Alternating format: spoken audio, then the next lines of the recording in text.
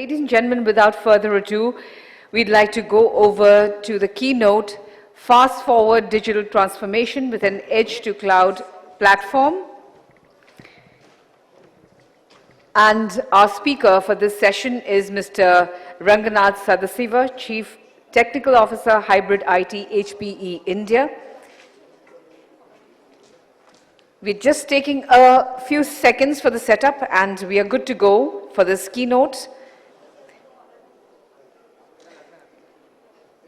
Ladies and gentlemen, the keynote, Fast Forward Digital Transformation with an Edge to Cloud Platform, and our speaker, Mr. Ranganath Sadasiva, Chief Technology Officer, Hybrid IT, HPE India, is here with us. Please put your hands together as I welcome him onto the stage. Mr. Ranganath Sadasiva, sir. Yeah.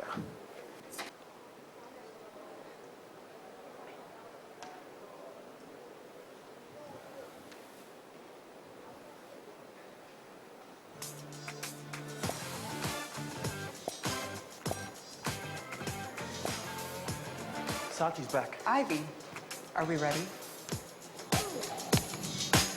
We just deployed. Nice work, team. Not a problem. Let's have the app ready when I'm back.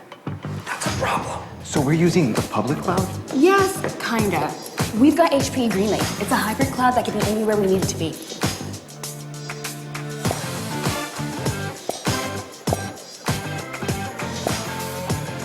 Sachi's back. Ivy, are we ready?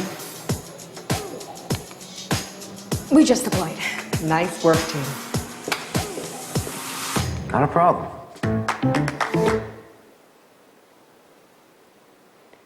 Okay. Good morning. My name is Ranganath Sadasiva and I'm from Hewlett-Packard Enterprise. I do the work of evangelizing technology here. And I'm going to speak to you about fast forwarding your digital transformation, right? If I were to kind of tell that digital transformation is really kind of kicked up gear the last 24 months, you guys would say, we all know about it, right? There is nothing new about digital transformation having an impact across the globe as well as India, right? So what I want to do is really touch upon the topic of digital transformation, but speak to you about our experiences in terms of how this transformation has really happened, right? So that's what we want to speak to you.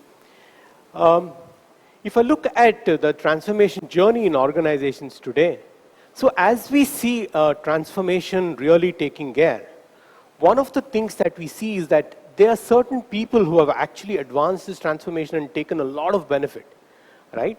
That is typically about 2 to 3x kind of growth that they have seen within their own organizations and from where they were before pandemic and after pandemic, right? That's the significant growth that we have seen.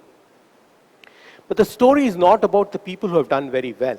The story is all about the people who have tried this effort and have not been very, very successful, right? At least from an India perspective, I know the awareness around digital transformation is significantly high. When I'm speaking to enterprise organizations or to SMB organizations, the level of know-how that they have around digital transformation is something that's really, really at its pinnacle, I would say. In comparison to other organizations, other countries in the globe, I think we are far ahead in terms of that understanding. But most of the organizations still feel that they're held back on this, and that's where we see this divide, right? So when I'm looking at why there is this kind of a divide and what's really causing this divide, we see that a lot of organizations feel that they don't have the right kind of data to drive this transformation, right? They see that you need to have a data-driven organization, data-driven entity, data-driven charter, but they don't have it. That is what is creating this huge divide that we see in the marketplace today. And these leaders who have done very well in the marketplace know one mantra for sure, right? For them, data is the life's force. They know that they're able to assimilate a lot of value within their organization, deliver a lot of value to their customers if they had data in place. To me, data is so important today, you could think of diversing anybody in the world today, but not data. All organizations will have to marry data and ensure that they are benefiting out of it. What did they do with all of the data? Some of them have been able to deliver a richer experience, be it the way they have collated data at the edges, be it the way they have transformed their entities by delivering an experience through connectivity to understanding the customer, a customer 360 program. Several of this has been put together to deliver that experience. Some of them have been able to do with making faster decisions, your ability to interact with a given customer problem, your ability to interact with the business problem with data-driven organizations and data-driven entities is much superior in comparison to others today. You could be in a city and you could know the city very, very well, but today if you say, I'm coming home in 30 minutes, you're essentially basing that on some form of data. Your experience of knowing the city really doesn't work. Some of them have used it to find nuances of businesses where you couldn't really figure out what had happened. So that is where seeing around the corners, kind of getting insights into what needs to happen from data has really happened. So this is what the leaders are saying. But we need to look at what our customers who are finding it difficult to digitally transform are saying to us as well. Right? This is our experience. This is what we hear a lot of our customers really speak of. One is your ability to synthesize two things together. You know, I see a lot of entities here. Your ability to have your own existing IT infrastructure and the promise of the new age infrastructure that's there, or infrastructure or solutions that are there, how do you cohesively bring all of that together is one of the big thoughts that are there. How can I effectively break those silos? How do I ensure that there is a different experience that comes through? The other question that we typically hear is about data itself and the volume of data. You know, I and you are responsible for generating this data, but we crib about data in person, right?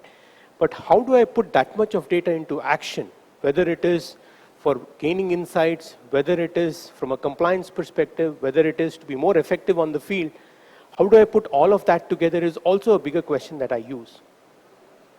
The other element is your ability to deploy whatever you have, data and applications. I mean, those are the two front ends of your organization, wherever it is supposed to be.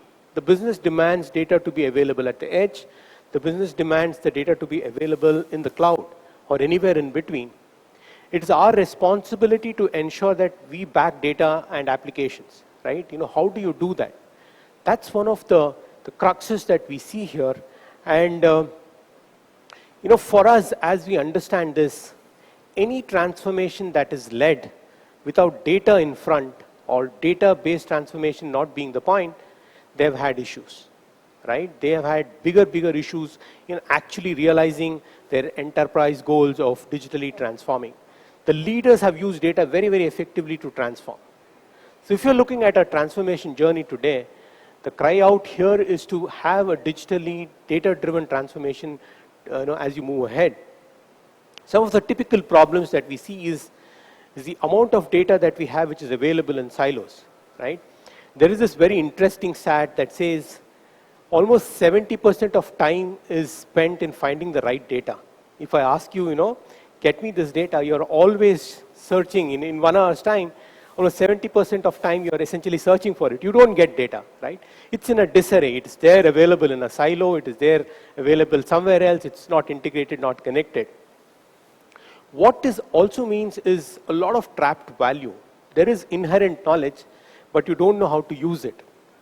You know your grandmother knows how to solve a small problem. It could be a cold to a child, but you will go and do a Google search. You don't go there back to your grandmother and ask her simple tips. That's trapped value to me, right?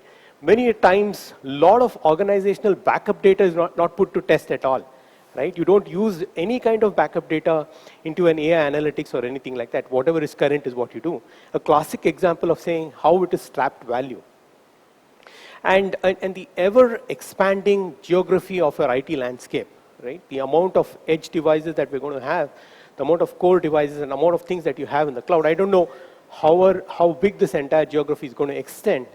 How do you essentially get data across the board, and ensure that you're using that for gaining your insights, gaining your whatever, in terms of utilizing data, I would say. As I speak, there is this tendency of the edge becoming very, very heavier. Almost 60 to 70% of the data that we are going to generate in the next few years is not going to be generated in a cloud data center or in a data center that you have. It's going to come out of the hundreds and thousands of devices that we're going to have. So again, our responsibility to ensure that wherever data generates, you have the right technology to protect it and use that into your contradiction, into the continuum. The other thing is of migrating data as well, right? Many a times we see that data is available in X source. You would want to consolidate that into a given a data center or into a co-location, and then kind of run a lot of your analytics around it, right? How do you migrate that, especially when the terrain is getting very, very different, right? That is something that we need to be aware of, and that becomes the crux of the issue. If I'm looking at that, there is a fundamental outlook change that needs to happen. So if I were to look at how I would have represented this problem, into many of our customers a few years ago, it would have been an infrastructure first kind of a presentation. I would have said, if you have an issue around storing data, why don't you increase the capacity of the data?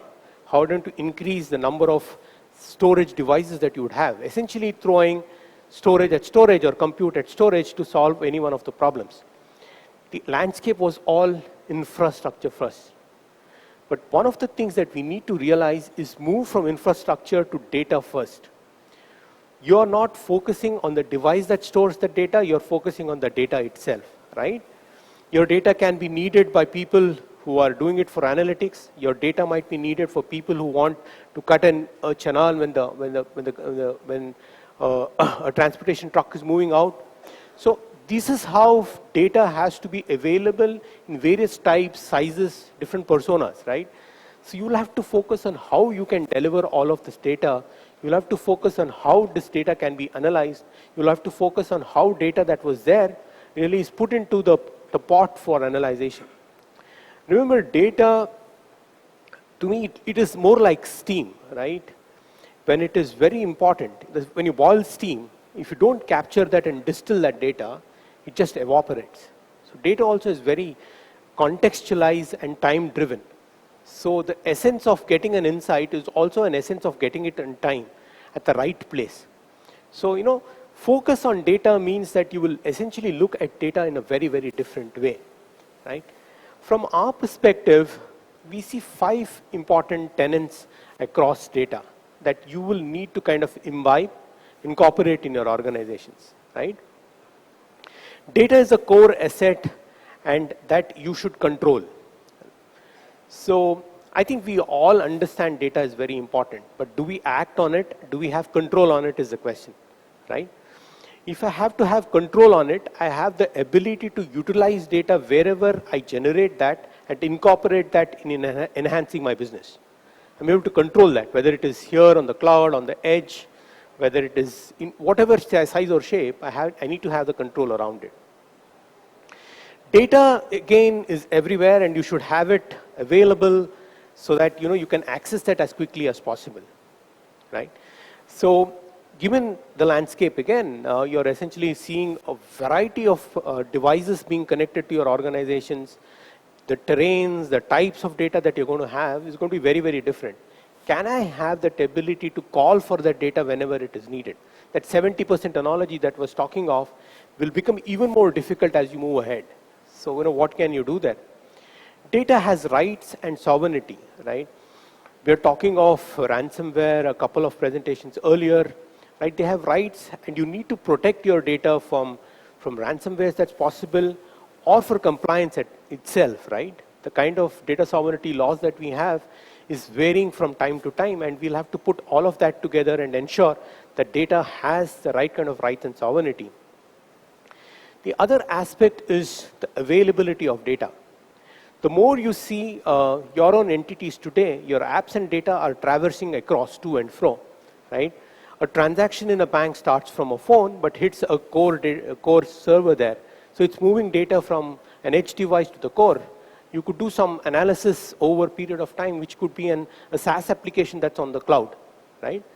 So it is, again, I would say, call it a responsibility of all organizations to ensure that wherever data and apps reside, you go and responsibly handle it.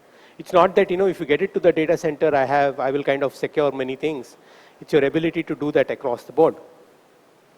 Data is multiple, disparate operating models must be unified, right? So any conceivable device that you have today has some form of data, right?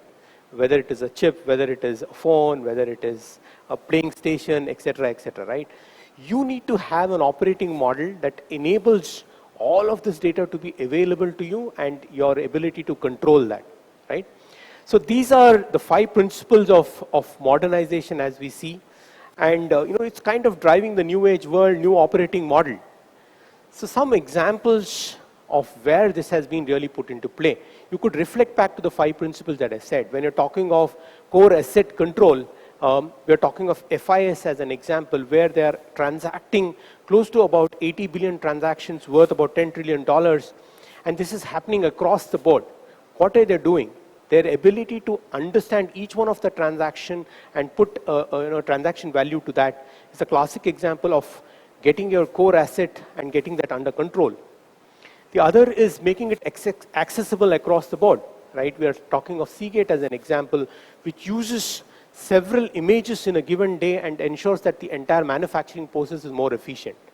Then we're talking of data has sovereign rights. Again, one world line rather, essentially unifies multiple collection points together and creates one single sovereignty or sovereign data that the organization can use. Here where they're talking of different types of POS devices that comes into play.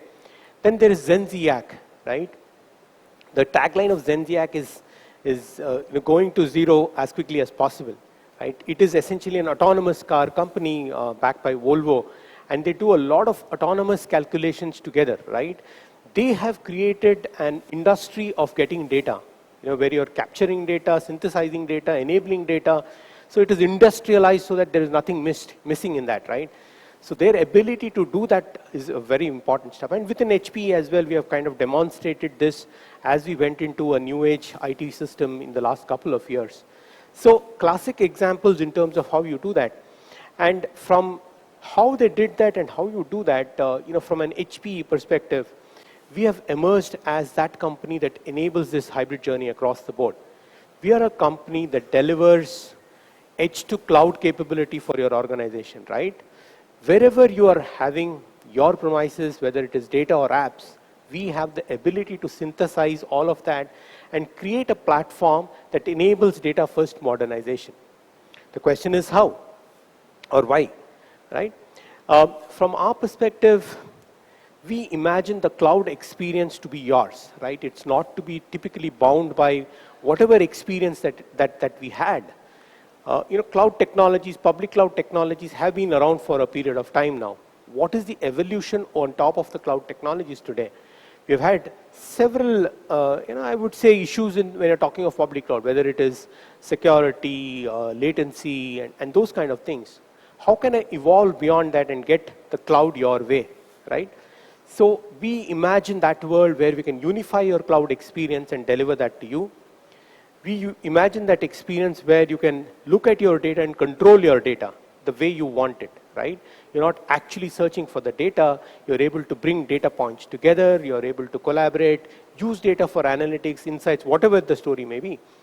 And we would also fast forward a multi-gen IT. Nobody, most of organizations would have something that's on-prem, something that's already available as this generation. How do you incorporate all of that together and move ahead? The name that you'll have to remember, for driving this kind of an abilities is this world called Green Lake, right? I was looking around, it is essentially a green lake outside the hotel as well. So that is what is the platform that synthesizes your needs for having the cloud experience, for managing the data, and collaborating alongside your multi-generation IT, right? So how does this look to you? This is how the Green Lake platform is delivered to you. First of all, the platform itself and incorporates the entire infrastructure components that you would need to develop a platform, whether it is compute services, storage services, network services, all of that together. And there are data management services that enable you to actually have this data-driven transformation, right? Your ability to handle data in whichever way and fashion that you would want to have. On top of that, you could build your entire platform, whether it is bare metals, VMs, or containers, and do a workload orchestration that's needed. And the layer extends itself into analytics and AI and orchestration as well, right? Where you can use this data and build a lot of AI ML capability alongside. So the point here is, this is the cloud dynamics that comes to you. This is the cloud at your doorstep, right?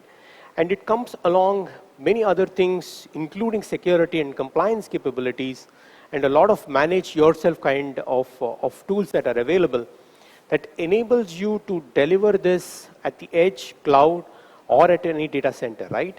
So it's completely open by architecture and ensures that you have a single hybrid console that manages your edge, cloud, and data centers across the board, right? This is available as a service to you, which means it is cloud-like, right? It is managed for you. You pay for as you would consume. That is how the entire GreenLake platform is delivered to you. Our ambition is to deliver this as an evolution over the cloud experience that you have. We are not restricting that experience, right? Cloud is, again, ultimately an experience. We're not restricting that to a given set of IT resources that you have. We want to extend that across the board. And with GreenLake, you have that ability to do that, right? So the other aspect that is worth highlighting here is the ability to have this platform to be very sustainable as well. We are talking of sustainability as one of the CIO agendas across the board.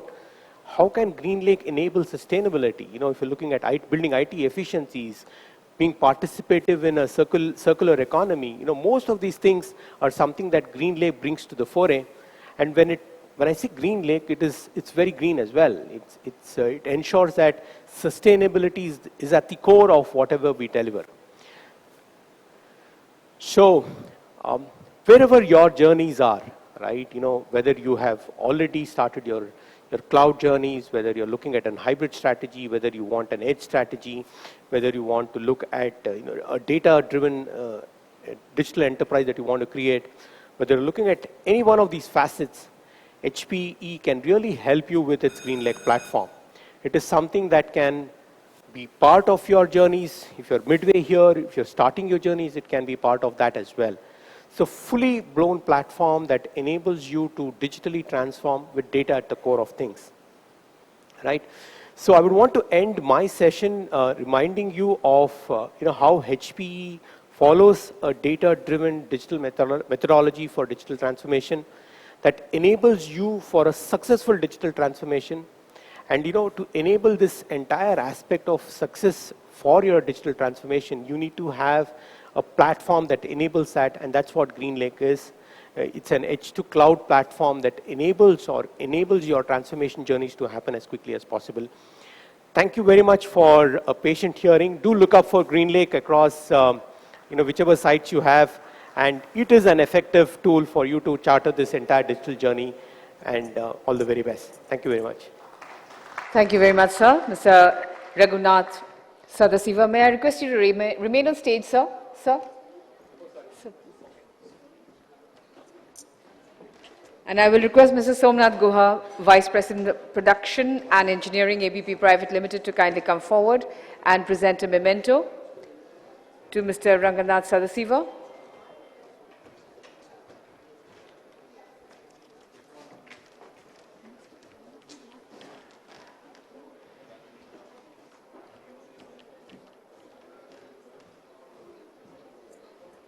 May I request Mr. Pradipta Biswas, CFO of ABP Private Limited, to kindly come forward, please.